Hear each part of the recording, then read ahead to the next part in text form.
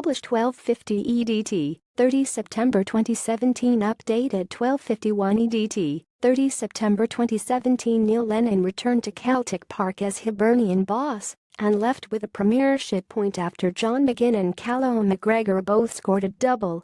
The former Hibs player and manager was given a warm reception from the home fans before McGregor, left out of Gordon Strachans' recent Scotland squad to some surprise, drove in the opener in the 15th minute. Two stunning strikes by McGinn after the break put the visitors ahead before McGregor levelled with 10 minutes remaining to extend Celtic's unbeaten domestic run to 58 games. Callum McGregor gave Celtic the lead in their Scottish Premiership clash with Hibernian McGregor, then popped up with the equaliser after John McGinn had put Hibs ahead. McGregor's goals mean that Celtic's unbeaten domestic run now extends to 58 straight games. The Hibs' convincing 30 Champions League win over Anderlecht on Wednesday night ensured a packed stadium for their return, and they were treated to another 90 minutes of excitement. Celtic boss Brendan Rodgers, without injured captain Scott Brown and fellow midfielder Stuart Armstrong, made 5 changes. French attacker Odsonne Edouard started alongside fellow countryman Moussa Dembele with McGregor, James Forrest and Johnny Hayes back in the side.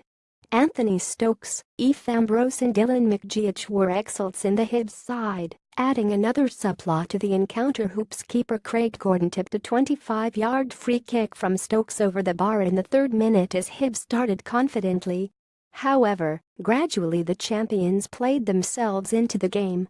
McGinn had put Hibernian level on 53 minutes as manager Neil Lennon returned to his old club when Dembele played in McGregor. He fired low past Hibs keeper Ross Laidlaw from 16 yards for his 5th goal of the season. That appeared to be Celtic into their stride, and moments later Laidlaw pulled out a decent save from midfielder Tom Rodgick's drive.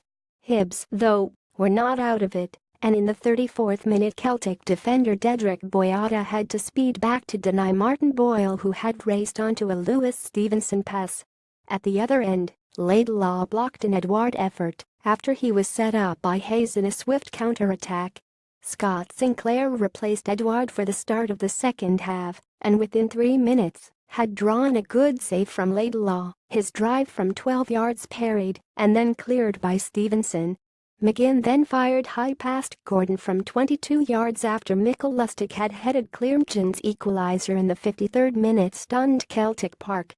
As the home side set themselves up to defend their penalty area, midfielder Marvin Bartley drifted along the edge of the box, and when the ball fell neatly for the former St Mirren player who fired low past Gordon, the match turned in Hibs' favour, and after Lee Griffiths replaced Dembele, and only a remarkable Gordon save in the 65th minute kept the home side on level terms.